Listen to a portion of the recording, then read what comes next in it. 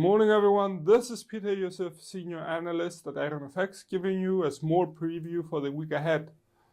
With the OPEC meeting being over, the markets are expected to focus primarily on Brexit this week, as the UK Parliament could be having its meaningful vote about Brexit. The vote will accept or reject Theresa May's Brexit draft deal with the EU. Currently, all indications are for Theresa May to lose the vote count, and it could be the case that Theresa May could try to postpone the vote. However, the PM's office stated that such a scenario is currently not in play.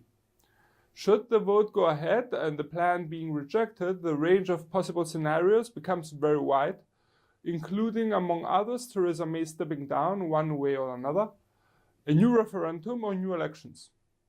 It's understandable that the wide uncertainty following the possible negative outcome of the vote could deter GBP traders, which could be awaiting for some of the uncertainty to melt away in order to get back into action. In any case, the vote is scheduled for tomorrow, and the discussion is to start at 11:30 GMT time, with the vote taking place at the end. High volatility for GBP pairs is expected during the day, and especially during the vote. On the financial releases front, the pound could be affected by the release of UK's GDP growth rate and the unemployment data for October. However, we expect the focus of GBP traders to remain on the Brexit procedure.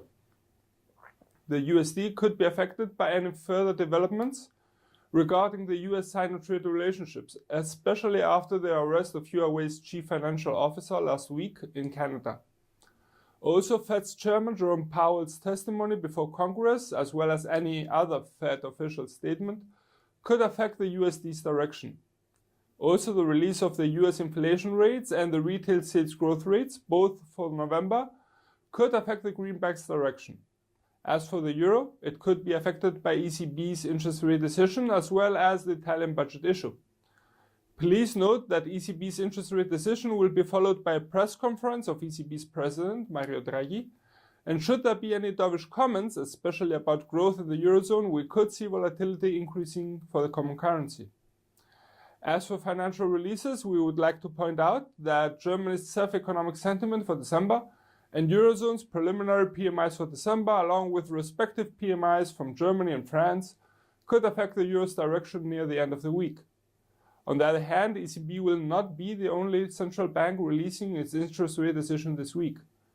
Norgesbank, SNB, and CBRT are expected to release their own decisions on Thursday.